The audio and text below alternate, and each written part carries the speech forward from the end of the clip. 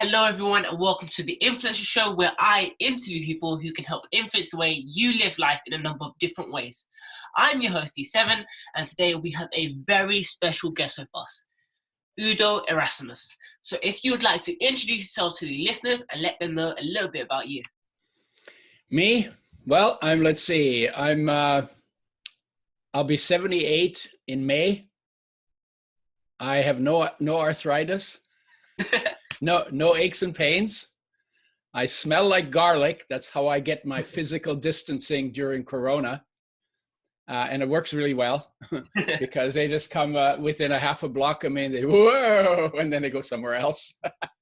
So yeah. And by the way, it's also very good for antiviral, antifungal, antibacterial. So garlic is very powerful for health.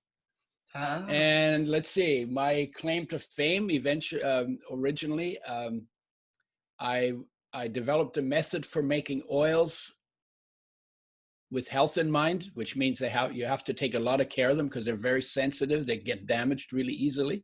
And when they get damaged, they wreck your health.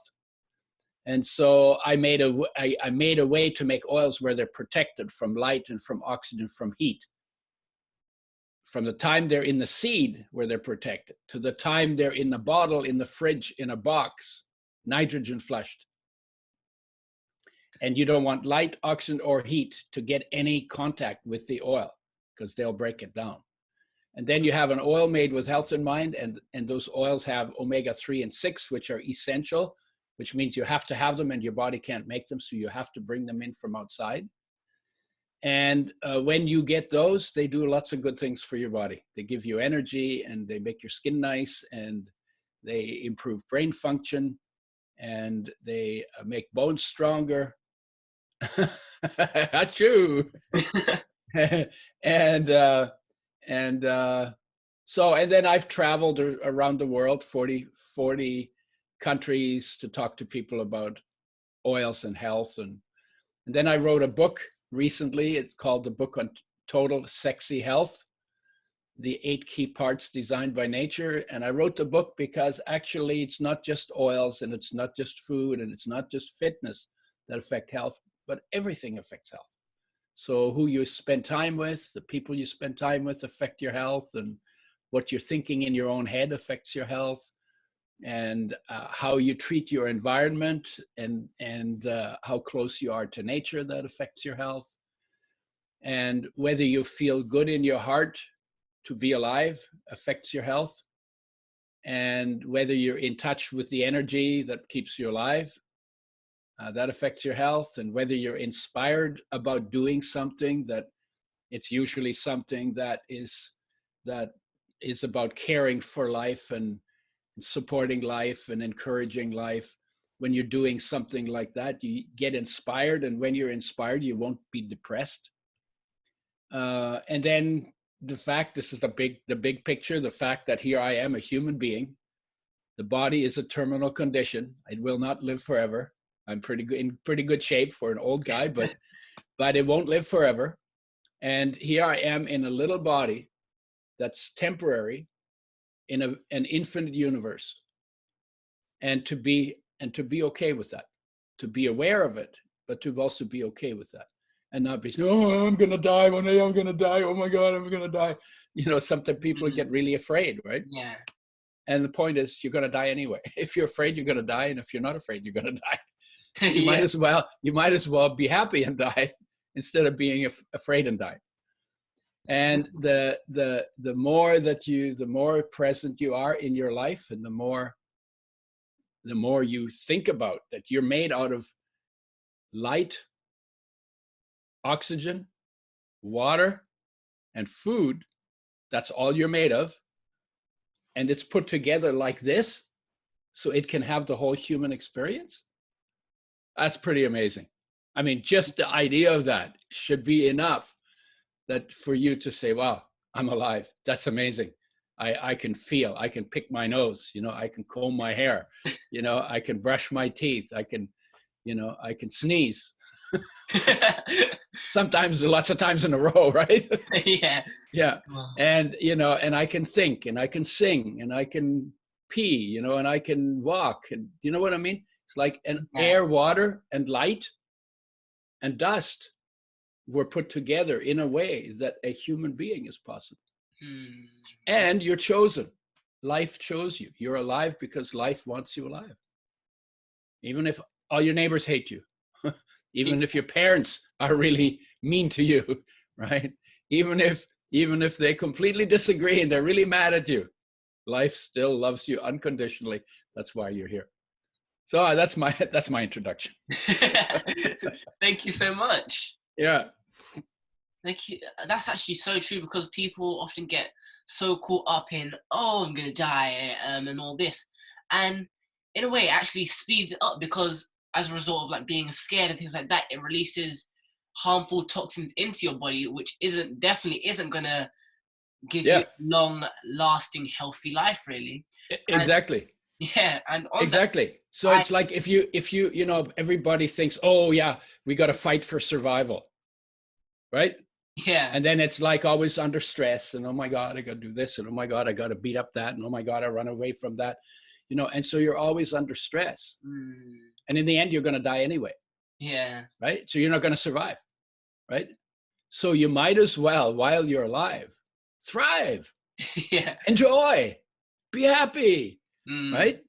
And then what you find out, what you just said, in chemistry, in your body, when you're under stress, it burns out your body. yeah, So you're actually going to die quicker if you're under stress than if you're happy, mm.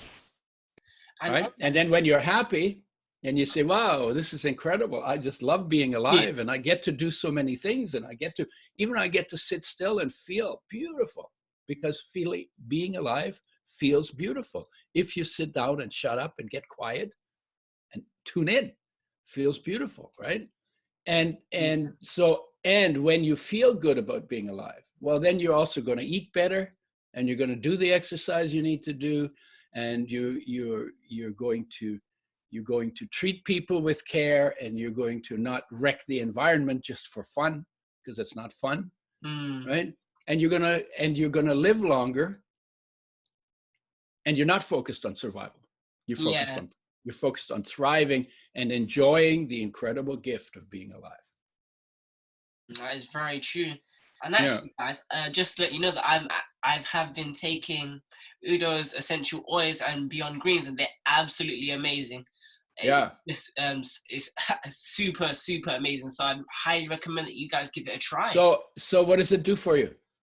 So it's, when you say it's amazing? Oh, just like in general, really, like the oil, as you take it, you can like really like feel it as it goes down to everywhere. And the greens, so there was a period where we ran out of it for about a week or so, because we didn't. Usually we stay on top of it, so that when it gets maybe halfway, we know to order a new one. Yeah. But one time we forgot, and then we were short of supply. Yeah. And you could really see the difference without the greens, because without the greens, it was easier to like pick up colds and things like that. Okay. Greens, because we take it every morning. And just with the greens and the essential oil, you can really see the immune boost, and just the way that you really do things, really, because it also stimulates the mind in a kind of way, because as a result of having these rituals that you do in the morning, you just feel like more awake, really. Yeah. The oil increases energy. It also makes skin nice. Ah. Yeah, when the skin gets dry, then you get lots of problems with the skin. But if you take enough oil, then it makes your skin really nice. And that's the thing that people like the most about it, because skin is what everybody sees. So everybody wants their skin to be nice. So right? They don't care that it makes you smarter. They just makes you look better. Yeah. Yeah. And so also energy, and people notice that when they don't take it, if they take it, they may not notice that their energy goes up, but then they stop taking it, they notice their energy goes down. Definitely. And the same, they may not notice that their skin got nicer, and sometimes people say to me, well, yeah, I took your oil, but I never noticed anything. So I tell them, well, then quit. And then they quit, and they say, oh my God, my skin got dry, and my mood went down, and I seemed like I got a little slower, and I didn't have as much energy. And now I know that the oil actually makes a difference. Yeah, I think that's definitely, because as soon as we stopped. As soon as we didn't have that supply, we immediately saw the changes. So yeah, definitely that will never happen again. Never, never, never, never, never, never.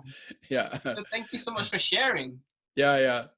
So that's cool. Okay, so what else? So now I'd like you to share with the listeners why you do what you do, really. Oh, why I do what I do. Okay, well, you know what? I was born in the Second World War. So this is a long time ago for most of your listeners and most of my listeners too. Second World War. I was 2 years old and we were refugees. My mother with 6 children on a horse, on a hay wagon drawn by a horse, fleeing from the communists who were chasing them with tanks and trucks. And they were fleeing down roads where there were no soldiers, only refugees, mostly women and children, because all the men were off to war. Indeed, yeah. And so they were women and children, and the Allies, which is supposed to be the good guys, you know, the UK and America and Canada, they were all part of it. I live in Canada now, but you know, the good guys, they were using us as target practice. They were shooting at us from planes. Yeah, so we were in between the communists chasing us and the Allies shooting at us. And my mother decided that the roads were not safe, so she went through the fields. But she had to leave 4 children behind. I got left behind. I ended up in an orphanage for a while. And then eventually we got reunited. But for me, when you think about it, that's like, oh my God, that must be really terrible. And it was terrible at the time.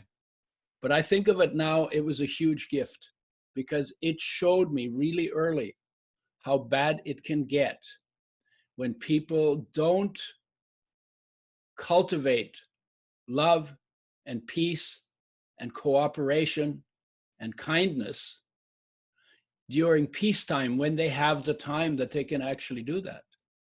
So you always, if you don't deliberately cultivate those, you will always be drifting towards war.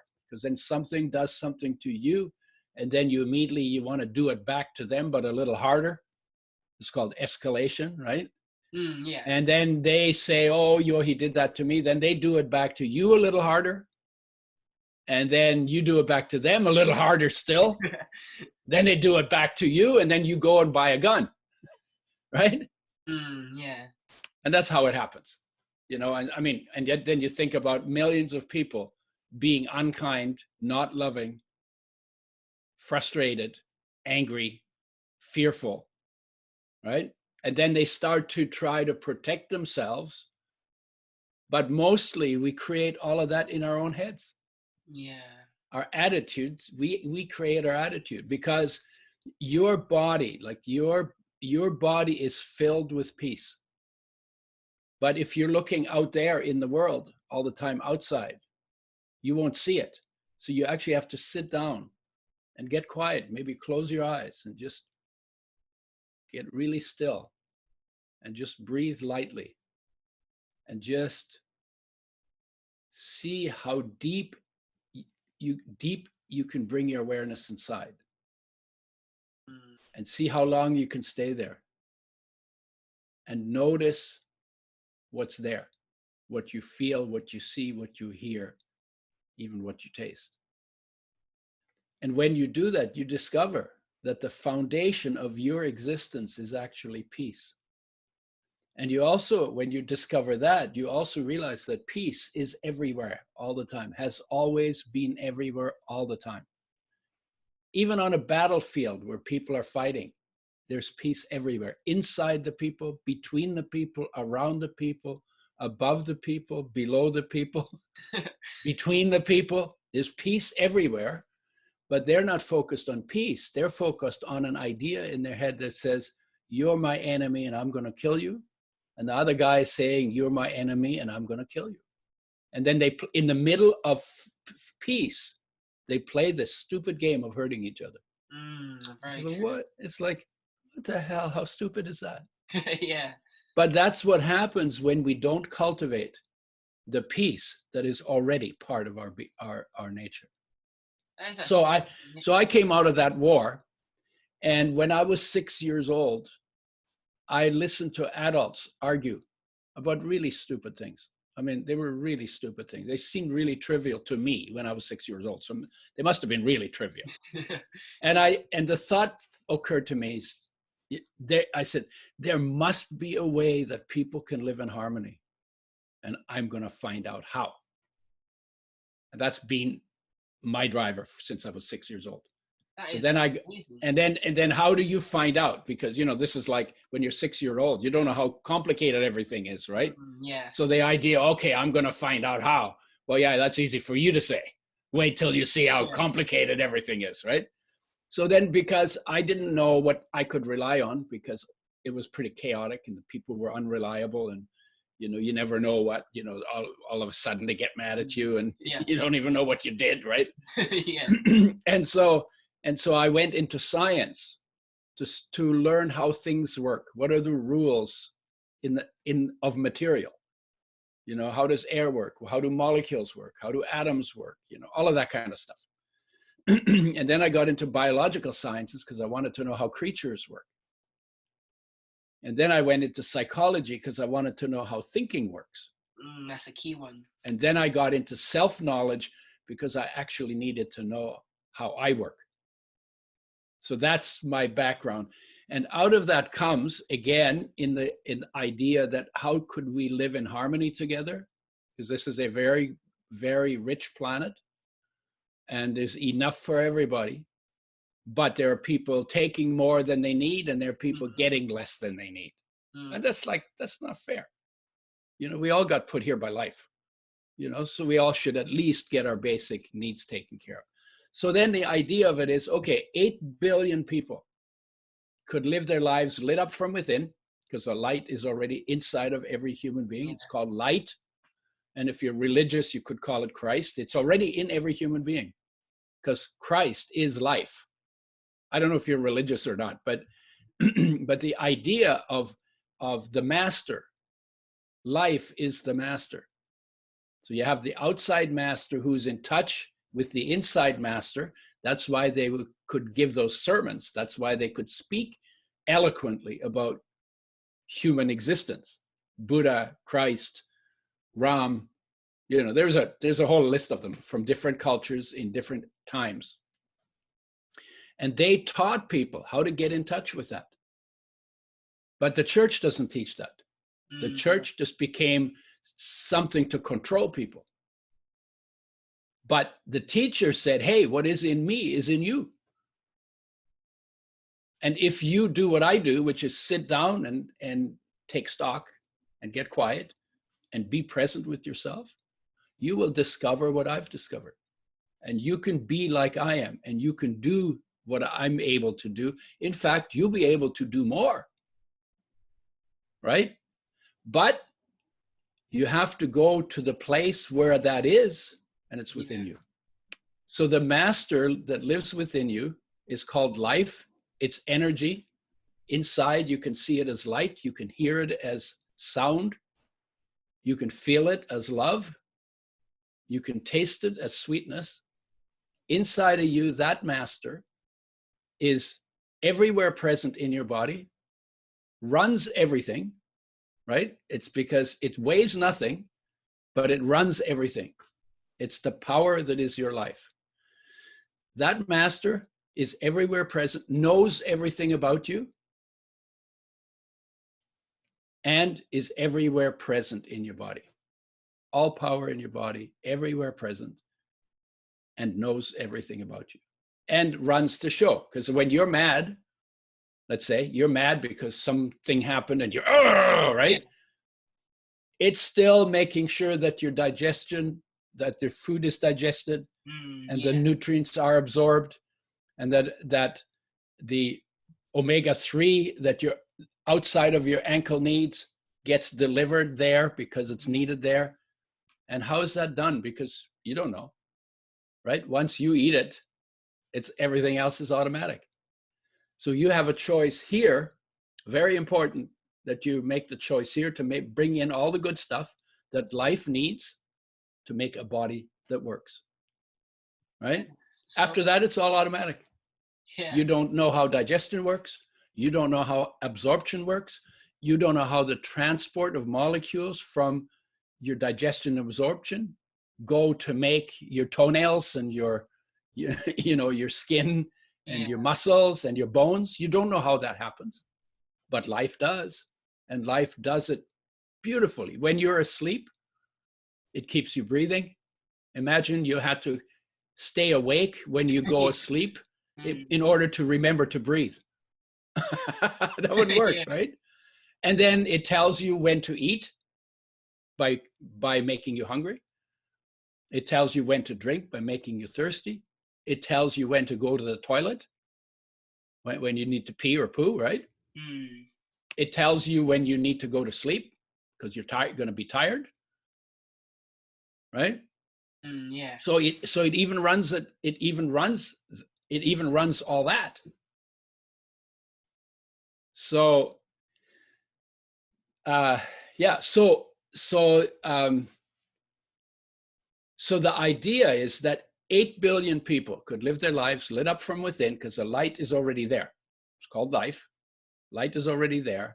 And it's a matter of looking into it, taking the time to look into it, to be, to shut off the outside, close your eyes, block your ears, look inside, listen inside, feel inward, taste inward. And when you do that, with a little bit of practice, you will feel so cared for because life is taking this perfect care of you every moment of every day that you will feel taken care of. When I feel taken care of, I don't steal other people's stuff. When I don't feel taken care of, I'm always trying to get some stuff. When I feel taken care of, I don't need to get more. Yeah. So I feel so taken care of, now I can give. In fact, when I feel whole from doing that, there's nothing left for me to do but to help where I can.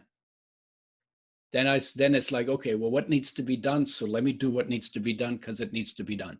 Yes. Not because somebody's paying me for it, not because somebody told me it was important, but because I recognize, that lady needs help to go across the street. Yeah. Right? Or whatever it is. Or, they're like, you see it sometimes on Facebook, little goslings, right? They got stuck on one side of the road and the mother's on the other side of the road and the cars are going by. And somebody saw that and he then stopped the traffic and then he walked the little goslings back to the mom, right? He didn't get paid for that. So why'd he do it? Well, he was happy enough with himself that he saw it needed to be done, so he did it because it needed to be done. Yeah. Right? So when you don't steal other people's stuff, then we can live in harmony together. And when we live in harmony together, it's pretty easy to make sure that every creature's basic needs on this planet are met in a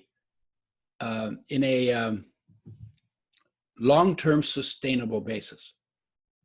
So that's what I'm interested in, right? Because people say, there are people, different groups of people say, we're the chosen people. You heard that? You ever heard that? Yeah. Oh yeah, we're the chosen people. Well, I got news for everybody.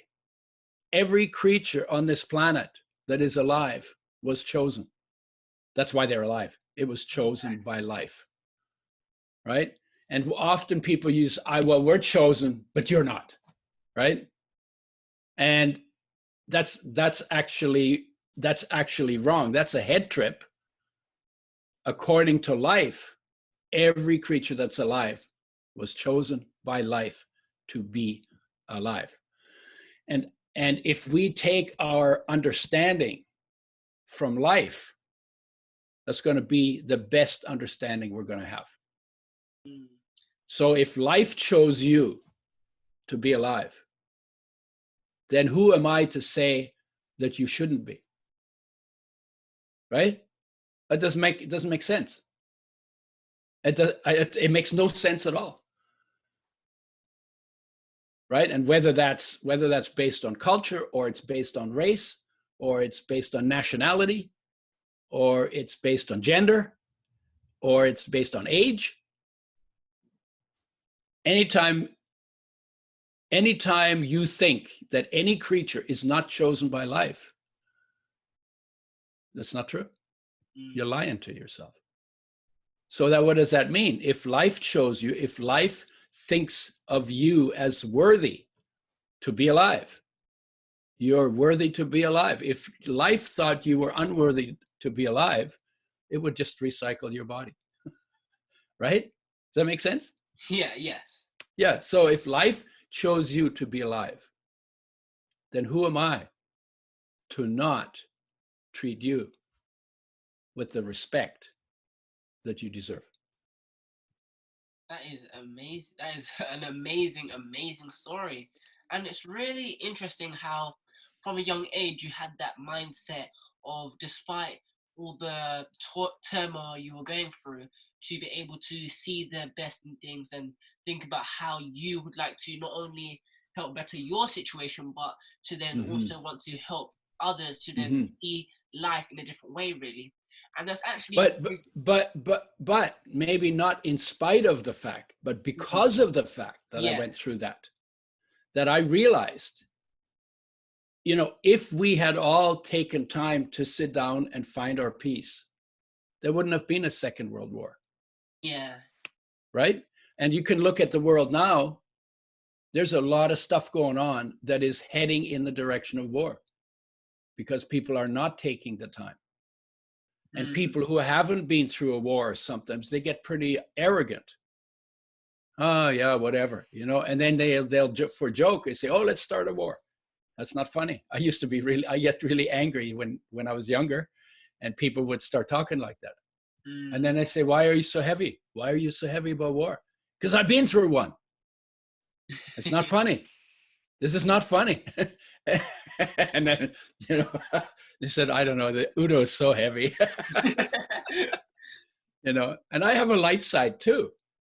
But there's some things, and kids were, they had never been through a war. They'd had a pretty good childhood and, they were safe and stuff, and I knew something they didn't know. And so I was giving expression to that. Yeah. Right? But to some extent, it's because I went through the war that I got that. That's why the war was a gift for me, because it got my attention and it made me think and it made me serious about the importance of making the world safe. Right? Yeah. And then what can I do to make the world safe? What can I do to make sure that everybody's needs are taken care of? And it's not like I can do a lot, but I can at least set it up as, here's a possibility. This is a possibility. Are you interested in pursuing that possibility? And maybe some people will and some people won't. But I want to be an influence in that direction. Because to be an influence in the direction of destruction, I think is really stupid. It's really stupid, right? Why would you take like the miracle of life and then wreck it? Why would you want to do that?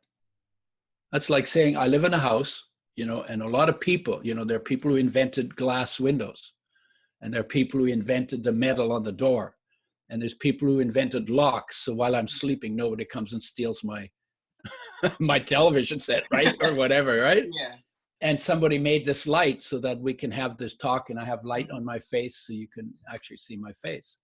And somebody made the oak boards that my bookshelves are made of, right? And somebody made the stuff my carpet's made of, and somebody made the design for building this place, right? Yeah. And I don't know who the people are who invented that, but I get the benefit of their invention, maybe long after they're dead and gone. So I get all this, and then I just say, oh, you know what? I'm just going to break my window. To hell with it. Oh, I'll just take the door. I'll just throw it in the garbage. Right? Oh, let me just pop the light bulb, because they go boom when it pops. Right? Mm. And so here I am. I get the benefit of all this stuff, and then I just wreck it. So well, why would anybody do that? Unless they're not appreciating their own life, and then they're not appreciating what other people have done for them, and then they're not appreciating the benefits that they have.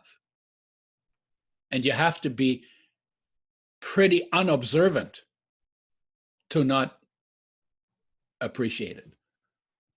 And then it's like, yeah, you know, my mother talked bad to me, so I think I'm going to break all her dishes. Right? It's like, yeah, it doesn't make sense. And so in a way, we live like that in the things that we do that are destructive.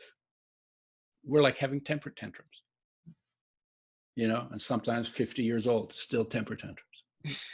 And why temper tantrums? Because you never sat down and got shut up and got still and recognized how incredible it is that you're alive. Yes. How amazing it is that dust, water, air, and light could turn into you. Right? And you can see and you can hear, you know, I mean, how did all that dust and water have to get arranged in order for you to hear? But not only hear outside, but hear inside too. Yeah. See outside, but also see inside.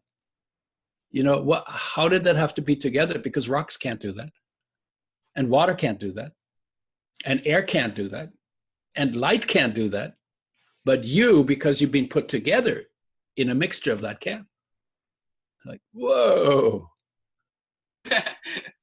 Well, isn't it true? Isn't that amazing?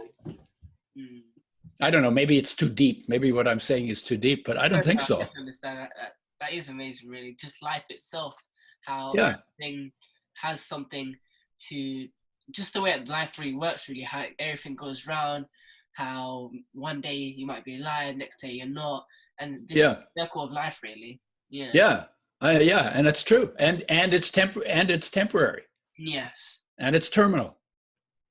Right, so why not enjoy this format while you have it in the most incredible way possible, in the deepest way possible, in the richest way possible.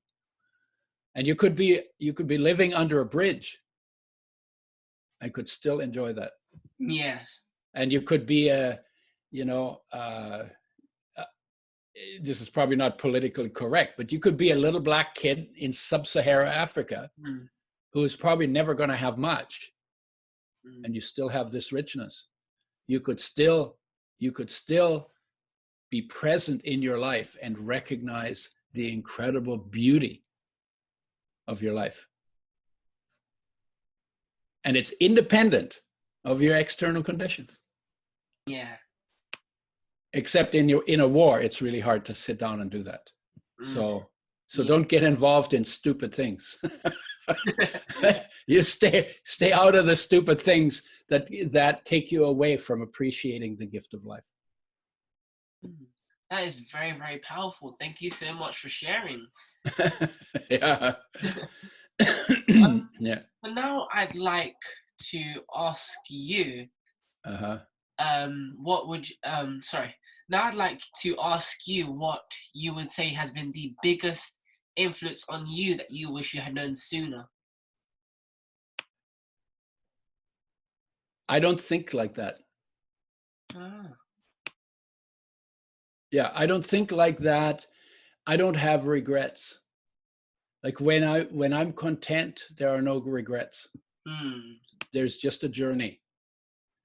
And I could say, well, I wish I could say, I mean, I'm making it up now, right? Just because you asked the question. Yeah. Well, I could say, well, I wished that the war had happened 10 years earlier, because then I wouldn't have been born and I wouldn't have had to deal with it.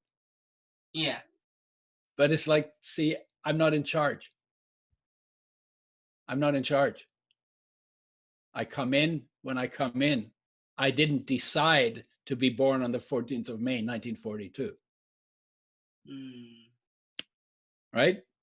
Yeah. And I didn't decide to be born in a place that was in a war, because I could have been born in Africa, or I could have been born in China, or I could have been born in Australia, or I could have been born in Tahiti. There was no wars there. Yeah. At that time, right? But I was born there, so you basically come into the situation you come into. You know, you weren't born with dark skin. I mean, you didn't choose to be born with dark skin. Yeah. I didn't choose to be born with light skin. I always wished my skin was darker. A lot of dark skinned people wish they were born with skin that was lighter. Right? And then it's like, okay, well, why are you wishing what isn't? And then you make yourself unhappy. Yeah. Right? So so when you talk about that, is my when I look at my journey, it's an incredible journey. I wouldn't change anything. You know, and in terms of, if I wished I was wise before I was wise. Well, that's not how you get wise. Yeah. You get wise, but experiencing and learning and paying attention and examining things, right? So what I have, I love what I have. So I wouldn't change anything. In a way, it's like being realistic. You know, I can make it up. Yes. You know, I'll give you an example. When I was a kid, we were really poor. We didn't have any money. I don't remember ever feeling poor, because I was always looking at things and examining stuff and watching butterflies and listening to bird songs. And I didn't feel poor. But my sister, who was a little older than I was, she was always comparing herself to other people. And we lived in a place where, because we were immigrants, so we were starting from scratch. And so we were living with other people who had been there for 3 generations. So she would see they had more than we did. And then she would say, I wish I had what they have. And then she'd make herself unhappy. Because they're like, instead of saying, look at this world I live in, it's amazing, right? She would say, I wish I had what they have. Yeah. And then, I don't know why I don't have what they have. I think I deserve to have what they have, but how come I didn't? God is unfair. Or whatever, right? And then you create a whole story in your head. And it's a story that doesn't help you. Yes. And it's a story that you don't need. So when it comes down to saying, well, what do you wish you had learned earlier? It would completely upset my entire apple cart. Do you get that? It's like, because looking back, you can say, wow, that was perfect because it led to this. Yeah. And that was perfect because it led to this. And that was perfect because it led to this. And here I am, and I love how my life is. And I love what I get to do. And it's not because I have a huge amount of money, because I don't. And it's not because I live in a great mansion, because I don't. But I feel like I'm the richest person I know. Because I'm present in my own space. I'm present in the space my body occupies. And that's where the treasure is. It's called life. I totally understand, really. It's about being content. It's about being appreciative and grateful and content within yourself to know that everything that has happened, every adversity and all like the ups and downs that have happened in your life has happened for a reason, to bring you to the point where you are at now. Yeah. Yeah. And it's about it's about appreciating what I have. Yes. Rather than envying what I don't have. Yeah, definitely. And and when you're content with what you have, you get more. If you're dissatisfied with what you have, you get less. Right? Because when you're discontent, people feel it. And when you're content, people feel it. And they want to be around content people because wanting to be content, everybody wants to be content. And if I don't know how to be content, but you are, I'll hang out with you because I want that. Yeah. Right? And then if you can show me how to be content without you, just within myself, then that would be a great teaching for you. Right? But if I'm discontent, or let me give you another example. I take things that don't belong to me, right? It's called, I'm a thief. So I steal stuff, right? Yes. And when I steal stuff from people, all the people who are honest don't really want to spend time with me because they've learned from experience that if they spend time with me, I steal something from them. So guess where I end up? I end up in a world of thieves. And then all the thieves are all having to watch all the time because they're all stealing from each other. Then they're going to always have to watch and, to protect what they have because they're always going to be afraid that somebody's going to steal their stuff. Yeah, because you only right. That's the kind of, but that's kind of applies to the world we live in too. Yes, definitely. Right. So America wants to protect itself from the people that it stole from. Right. Britain wants to protect itself from the colonies that it stole from. Right? I mean, so it happens on a personal level, but it happens on a national level too. Yes. Right? So if I can find my contentment inside and I don't go around stealing other people's stuff, I will end up with people who are trusting and trustworthy. Yes. And I end up having a better life just because of that attitude, my own attitude. So that the attitude you bring or the state of being that you bring into a situation is very powerful and influences it also determines what you see, right? Because if you're afraid, you're always going to see danger. Yes. And if you're angry, you're going to see enemies. But if you're in peace, you're going to see that peace has always been everywhere. So you can be in the same world and three different people with three different states of being see a completely different world because of their own state of being. Right? Yeah. What is the best state of being? Feel whole, feel rich, feel grateful, feel helpful, feel taken care of. And that state of being will see you through the best life that you can possibly have. Now, should you have known this 10 years ago? No, because if this is the first time you hear it, this is the perfect time. Yes. Right? So for you to go away and say, I wish I'd heard about that 3 years ago. And then I wouldn't have stolen somebody's stuff, and then I wouldn't have not made these friends and blah, blah, blah, right? No, it's you're on a journey. You come into a situation and then in that situation you develop.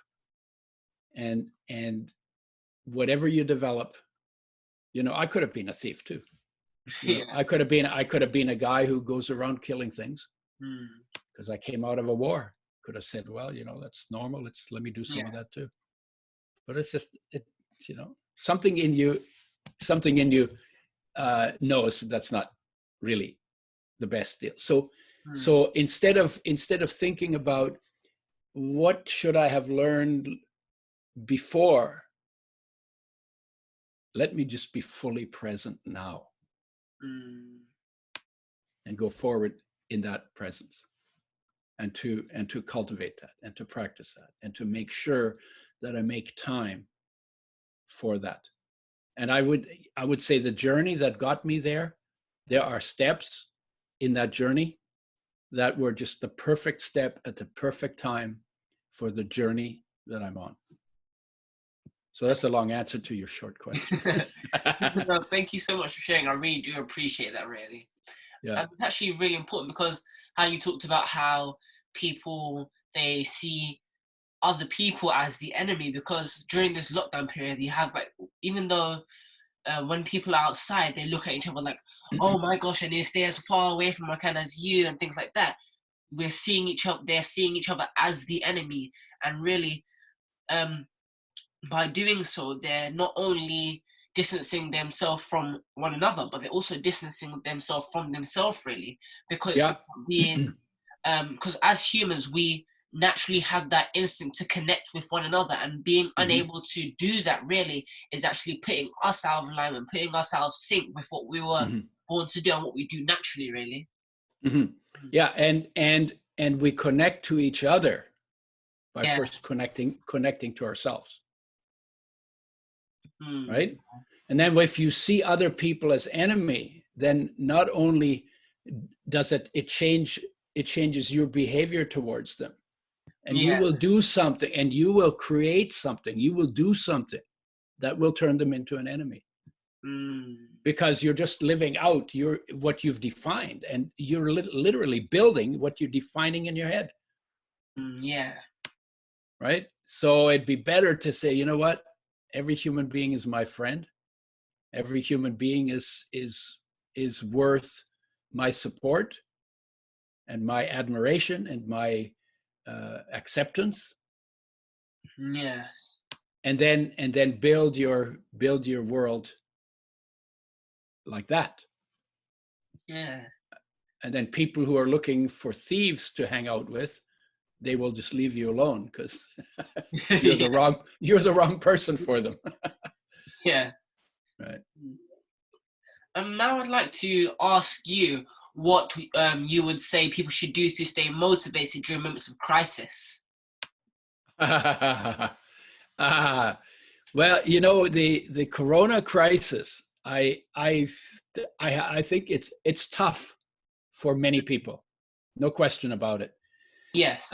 But it's also an unbelievably amazing opportunity. For instance, for most of the people who are not hungry, who are not starving, and who are not sick, and that's most people in this crisis, have not been made sick by the crisis and are not starving because of the crisis. But some people are. So the people who are not starving or sick because of the crisis have time they didn't expect to have. Yes. To do the things they've always said they never had time to do. Yeah.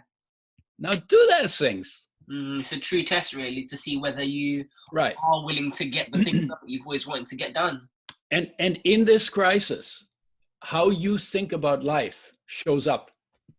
So if you worry, if you're a worrier before, you're going to worry about the crisis. If you're angry before, you're going to be really pissed off at the crisis. If you were content before, you're still going to be content. If you're loving, you're still going to be loving. So in a way, your state of being shows up more just because there's less distractions. Yes. Right? Because you've been limited. So it's going to show up more. But you could also change your attitude. You could change your state of being. And because you have time and there's not a lot to do, and you don't really have to do anything, you still got to eat and you still got to sleep and all of that. But you're not working. So you got 8 hours. If you have an 8-hour job, right now you've got 8 hours. In those 8 hours, you could take, let's say you take 1 or 2 of those hours and you sit down and you get quiet and you see how quiet you can get. And you see what you discover about your own being in that time. And anything you do that goes in that direction will make you feel richer. And anything that makes you feel richer improves the quality of your life from now on for the entire time that you have left. So this is, and I would say, don't waste the opportunity. This, you know, and I think it's, I mean, in one way, Corona is amazing because all the masters that we talked about, Buddha and Krishna and Ram and Christ and maybe Socrates and whoever, all these masters were, They had a story about take time for yourself, discover how beautiful your life is. Yes. And they never got it done in their lifetime, even in the communities they lived in. And Corona, in 4 months, has put the entire world on hold so that people can look at their life and say, hey, maybe we could live it better. You know, we have some environmental attitude changes we need. We have some relationship attitude changes we need. We have some health attitude changes we need. So here we have the time to look at how to change the attitude. And this little virus that you can't even see, that maybe isn't even real. Yes. Right? That has put the entire world on hold and has done it in 4 months or in 3 months or in 2 months. Something that none of the masters, none of the religions, none of the nations, none of the cultures have been able to do in thousands of years. I think that deserves a certain amount of respect and admiration. And we need the time out. This is a time out for the human race. You know the time out? You know, when I was a kid, they say, when I was a kid, they say, go in the corner. So I have to stand in the corner and look at the wall. And that was like, that's how they shamed you in class, right? What we do now is we do timeouts, right? When you get really crazy, you get a timeout. Yeah. You know, go to your room. Or it's a, you know, and when parents are more gentle, they say it's time for a timeout. And in that time out, what happens? You sit down and you think about your behavior, and maybe you decide maybe that behavior wasn't smart, right? And maybe you come back and you say, sorry, I was angry, and so I did something that I shouldn't have done, or maybe you learn something in the timeout. So we have, the whole human race has a timeout. Hopefully we learn something. Hopefully we learn something. Because every human being, I mean, this is the thing I think that really gets to me. Every human being on this planet could have a better quality of life than they have. Yes. Because it's built in, you know, the peace is built in, the unconditional love is built in, the contentment is built in, the joy is built in, the lightness is built in. Every human being on the planet could have a better quality of life.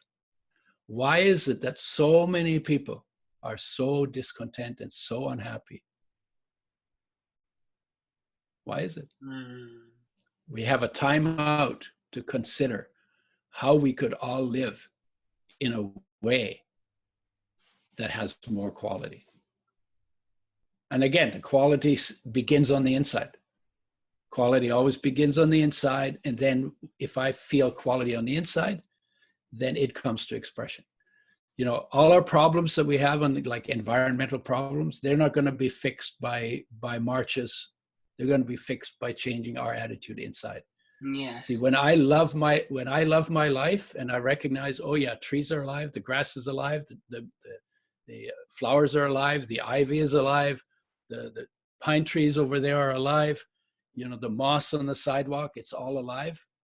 When I love life, I appreciate that too. And when I appreciate my environment, I don't go and just hack it down. Right? Now, I might take something that I need to build a shelter, but I'll do it with care. I won't drive a caterpillar in there and just trash everything, right? So I'll do it with some care, and I will be appreciative of the tree. It sounds crazy, but the tree sacrificing itself for me. Yes. Or, you know, taking what I need, but taking it with gratitude.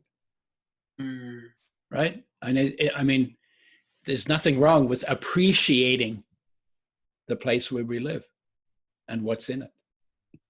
But that appreciation has to begin with me appreciating the gift of life that I have. So we have a time out where that change can at least begin to happen. You know, and some people will use the time that way, and other people will just say, you know, when this is over, I'm just going to be crazy, twice as happy, twice as crazy as I was before, because oh my God, I got stopped, and now I really want to go. But that's not going to work very well. So we live in a really it's a really interesting time. This is like my war, except nobody's shooting at you. You know, you get to think things over without being chased by tanks and trucks and having people shoot at you from planes. So it's very gentle in that regard. Mine wasn't that gentle. People were freaked out. I mean, they were really freaked out, right? And here we are, and we're just on hold. Yeah. And a few people are getting the virus and they're getting sick. And most of the people who are dying have pre-existing conditions, a lot of which come from bad lifestyles. Yes. Right? Because if you're not eating fresh, whole, raw, organic, mostly plant-based foods, that's the way you end up with the healthiest body and the longest life. If you're eating fried and burnt and processed and damaged and eating all that stuff, then life can't make you as strong a body. And then your immune system is also made out of food, water, air, and light. So you eat lousy foods, then you end up with a lousy immune system. And so most of the people that are dying from corona are people who have pre-existing conditions for whatever reason they have them. Some of them could be genetic, but I think more than the majority of them come from lifestyles out of line with nature.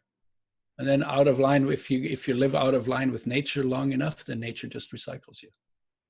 Your body recycles your body. Yes. Right? Out of line. So we're out of line with life. We're out of line with awareness. We're out of line with God. We're out of line with nature.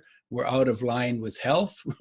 We're out of line with food, you know, and the more you get out of line, the less healthy you're going to be, and the easier a challenge will come and knock you over. So this is another thing that we can think about while we're, although, you know, I can't say that I feel really restricted, because here I am and there you are, and you don't even know if I had to put on my underwear to do this, right? So I didn't have to get on a plane, and I didn't have to get on a train, and I didn't have to pack a suitcase. Yeah. And so you don't know, I might be naked with just a shirt on, right?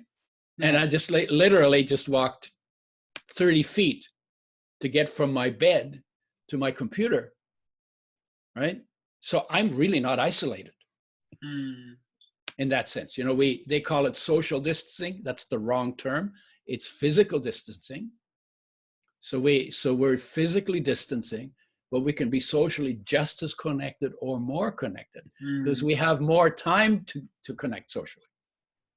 So you look at all of that and it said, okay, well, there's a lot more to this story than what you hear on CNN every night, or you hear on Fox every day, or you hear on the major networks, right? There's a lot more going on that is a lot more positive than all the, oh my God, it's a pandemic, oh guys, right? Yeah. And they're scaring you. And part of the reason why they're scaring you, in my view, is because there's an agenda behind it. Somebody has an agenda behind it. And it probably has to do with mandatory vaccinations. Yes. And maybe chips, you know, implanted chips. And to do that to 7 billion people, that's a very big market. Somebody's going to make a ton of money on it. It is not going to make things better, because actually there's pretty good evidence that the unvaccinated kids these days are thriving, really. Are healthier than the vaccinated kids. Yes. And there's also some evidence that the vaccinations, because there's so many other things in the vaccines, like mercury and aluminum and formaldehyde and retroviruses from mice. And there's pretty good evidence that a percentage of the population has very damaging side effects. Yes. For life from those vaccines. Not everybody, but a larger percentage than anybody would want to know. And you can't sue the companies because they've gotten the law set up so you can't sue them for the damage they do. And you're told that you have to have these and that they're really important and that they make you healthier. And in some cases, it is absolutely not true. They really screw you up. Yeah. And so you see some of that on the internet. That's a whole other story besides what's on CNN and what's on the major channels. Then there's what's on the not major channels. And then there's this other story that we've been talking about, which is here we are. The virus is killing some people are dying. Some people's bodies are being damaged by the virus, are being destroyed by the virus. And we have a timeout. And will I get corona and die? Well, I'm going to be 78, so I'm in the age group where that might be a concern. So far, so good. But I also eat fresh, whole, raw, organic, mostly plants. And I eat some of the really strong spices that have antiviral, antifungal, antibacterial effects, but also cardiovascular protective and immune protective and anti-diabetic and anti-cholesterol and anti-inflammatory and antioxidant effects in some spices. You have all of those in the same spice. I eat a lot of those spices because I'm getting nature's protection. Yes. So that I don't need medical protection. And I got to tell you, I trust nature more than I trust medicine. Yeah. Yeah, I do. It's like, because it's man-made and there's profit motive behind it, and you don't know, and then there's patents, and then there's all kinds of considerations that are not about my health, but that are about profit making and yes. all of that. And so you got to pay attention to that too. And in the meantime, here I am.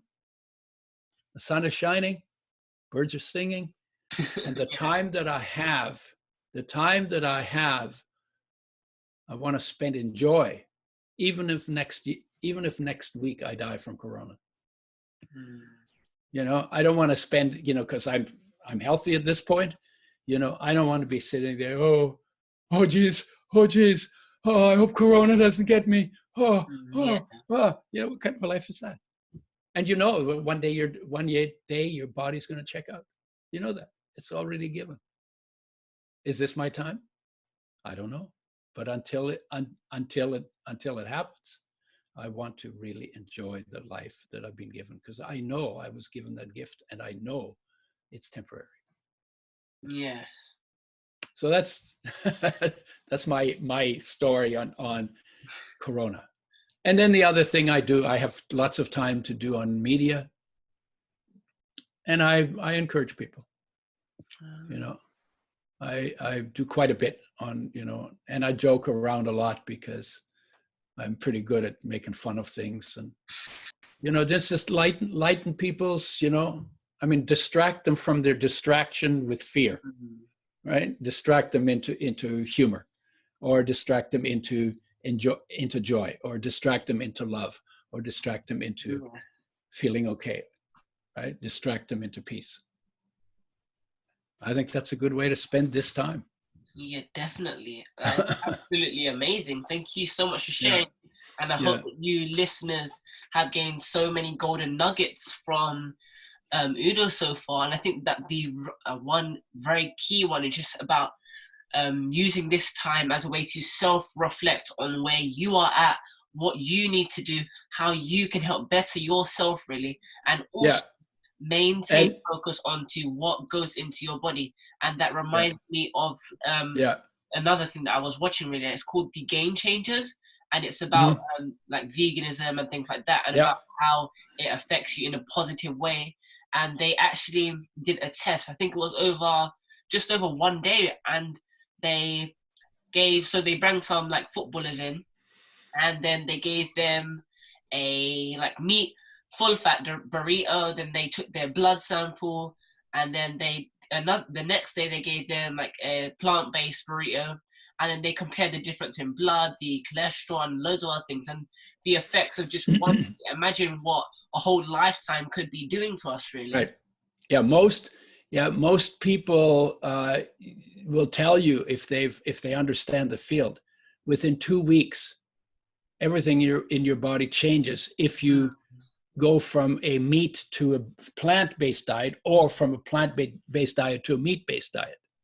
It goes both ways, right? Like the probiotics in your digestive tract, they change very quickly, because there are a different set that is friendlier towards you that come from eating plants. And there are more unfriendly ones that come from eating meat.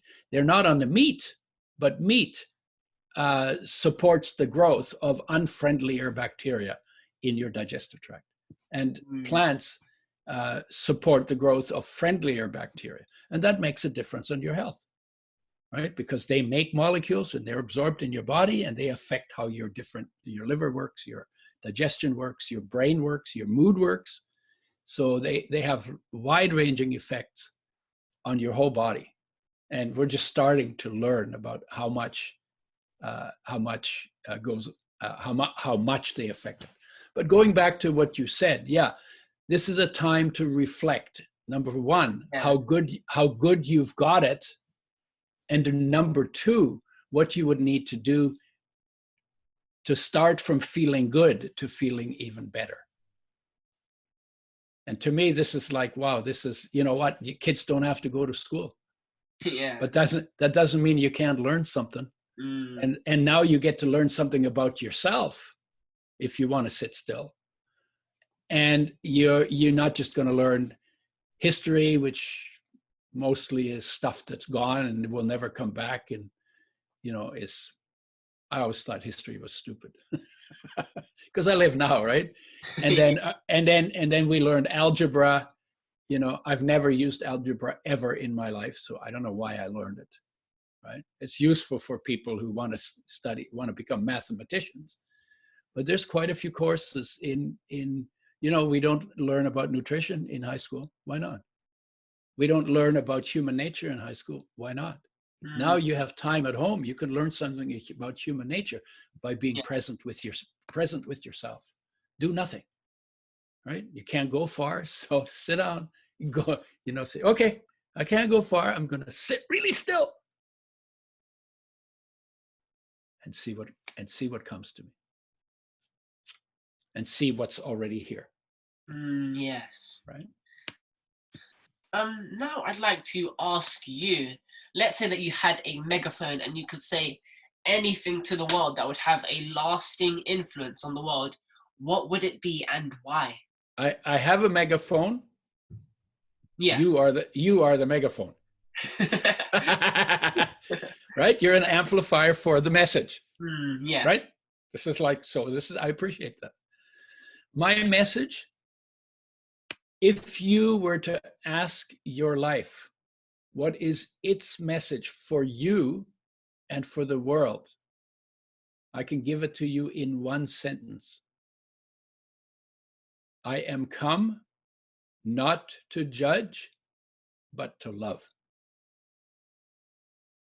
That's the message for the world. I am come not to judge, but to love. Now, what is that message? That's life's message for you.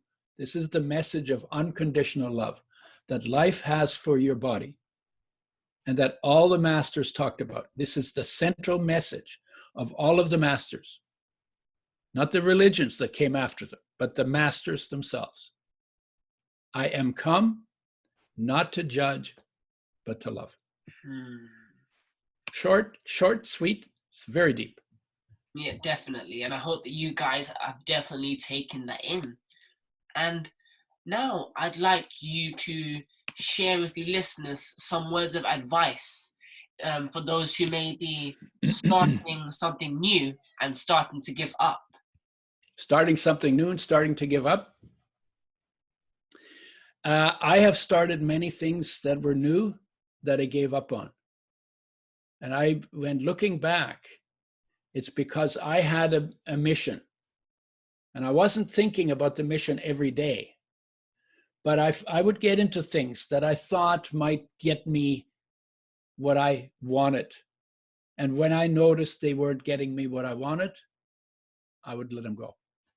There's nothing wrong with quitting if what you're doing doesn't make sense. Yes. I think what makes more sense is first get to yourself. First, be present in your own life. First, go deeper into your own nature. First, feel what it feels like to be alive. Then, from that feeling, look at what you have talent for and what your mission is. And when you do it that way, you're not going to be plagued by doubts about whether you're doing the right thing. And you're not going to be distracted by every other thing that comes along. It has to be deeper. It has to fit your heart. It has to fit and then it has to fit your heart. And then it has to fit your talent, your personality, your interests, your experiences, your education. Yes. Right? And a lot of people, do it backwards, in my opinion. And so what they do is they go and they take these rah-rah courses, motivational courses, motivate yourself, do whatever it takes. And every 2 weeks or 3 weeks or 3 months, they lose that momentum and then they got to crank it up again. There is a deeper stream in human beings. It is much quieter. It is much more steady. Yes. And in it is no doubt. I would say, instead of, if you have doubts about what you're doing, stop and get still. And in the stillness, you can look at it and you'll know if that's what you need to be doing. Definitely. But it would be better. Like if I was running all the motivational classes in the world, I would start with feel what I call the thirst in your heart. Like, you know what it feels like when your heart aches? Yeah. Do you? You do? Mm. So give me an example of when your heart ached. Oh, maybe during loss. Yes, during loss. So what'd you lose? Many, many things. Maybe realizing that I hadn't taken an opportunity. Okay, that'll make your heart ache? Mm. Okay, beautiful, beautiful. So that loss or that heartache is not about what you think it is. Yes. If it's your grandmother dies and you feel really sad and you feel it here. If a girlfriend or a boyfriend dumps you and you feel sad here. And it's always about loss. It's exactly right. Yeah. That's okay. But what this is that what you think you should have done was a distraction that you hoped would fulfill you. It won't. When your grandmother dies, she was a distraction. And what's funny about that is, look, grandmother died, she's okay. Yeah. And you're not okay. Nothing happened to you. Yeah. So it's like WTF, right? Right? It's like, well, how does that work? You'd think that it would be really bad that she died, but she's okay. And you're not okay. And it's because that heartache is not about your loss of her. It's actually about your loss of yourself. And that loss happened very early in your life, because when you're in your mother's womb, there was nothing to do, nowhere to go. Everything was taken care of, and it was safe. And so in your mother's womb, you were just hanging out on your little cord, right? Your food was going in there, your oxygen was going in there, the water was going in there. You're just hanging out, nothing to do. So you were literally in meditation. Yeah. And I call it the Buddha tank, because you're a little Buddha floating in the tank, right? That place, your awareness was in touch with your life, and you were whole, and you felt whole. Okay? Then when you came out, your senses took you out into the world, because you have to get to know the world, because you need to live in the world. So it's a normal process. But in the process of getting to know the world, you disconnected from here. And the loss that you feel whenever you lose something on the outside is the reminder of your loss of yourself on the inside. And this heartache is your heart calling your attention to come back home to your life. Nice. And it's not about what you think you should have done and coulda, woulda, shoulda.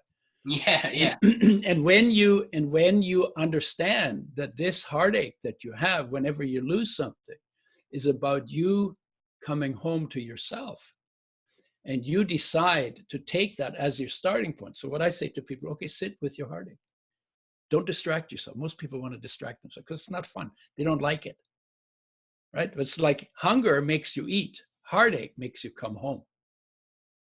That's its job. This is a huge gift, because if you didn't have that, you would never find your way back home.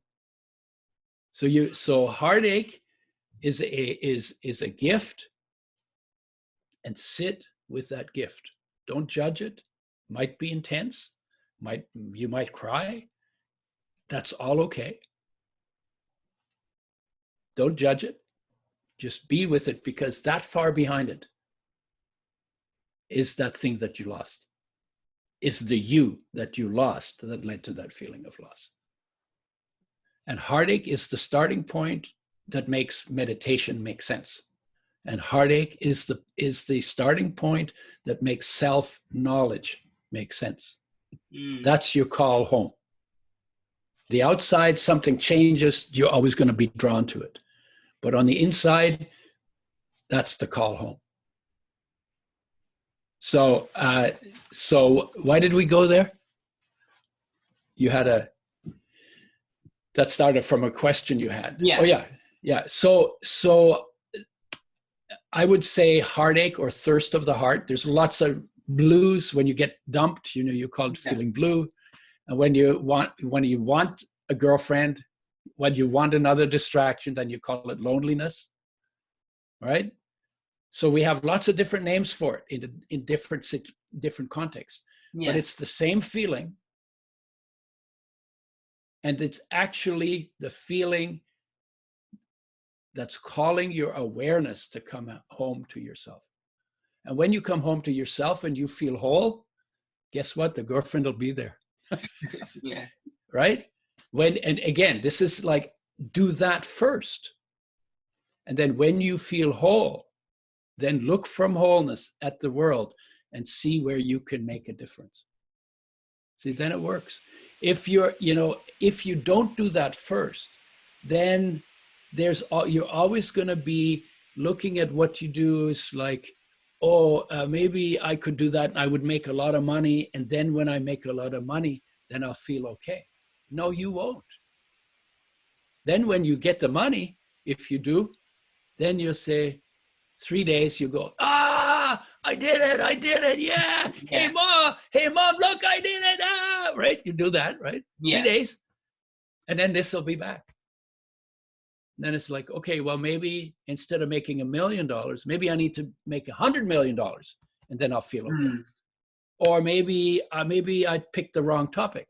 So instead of doing real estate, maybe I'll do stocks, right? So then you do another project, and you're always taking because you're doing what you're doing in order to feel taken care of. But the thing is, life is already taking care of you. Yeah. It's just you're not paying attention. So what I say to people, if I was running all of the motivation stuff, start with yourself. Start with heartache.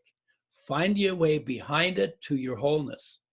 And then look at the world and where you could make the biggest splash for good in the world in the one lifetime that you have to do it. And then out of that, you will pick probably, if you're going to make the biggest splash, you will pick the biggest market, which is the biggest problem that needs to be addressed. And you will then address it. And you will be giving to address it, not taking to address it. And when you give to address it, you will become stinking, filthy, freaking rich. Right? Because the money will follow. The money is, if money is your motivator, you're already on the wrong track. Because life and love need to be your motivator. But you have to start with yourself to get established in the love that is your nature. Because if I point at your body and say, "Hey, whose body is that?" What will you say? Mine. Yeah, mine. It's my body, right? But you know what you just told me? You've just told me you're not the body. Because it's my body. If this is my body, then I'm the owner. Yeah. So I'm not the body. I'm the owner. I know. Okay, well, who's the owner of my body? Who am I that is the owner of the body? Who are you that is the owner of your body? Tell me. I'm Trey Sean. No, that's your name. That's just a label that got stuck on you. So you've told me you're not the body, but you haven't thought about what that means, and you haven't thought about who you are. And that's the way we live in the world. So I'm not picking on you, right? I think it's a good demonstration, right? Yes. So who are you? Well, you are life. You're not even the body. You are life. And how well do you know life? Well, not very much, because I'm always looking out there. I'm never looking in here. That's why you need to start with that. And life is the power, and life is the love, and life is the insight. And when you're in touch with that, then it's not hard to see what needs to be done. But if you're not looking from there, then it's really hard. And then you make up shit in your head, right? And then you pursue head trips, and they're always off, and you're always taking, because you're actually trying to get yourself taken care of. Yeah. So everything you do will have an element of, will it take care of me? And when you do your homework to get to know who owns your body, who you are, and you feel whole, because life feels whole. Life is love. Life is whole. Life cannot be destroyed.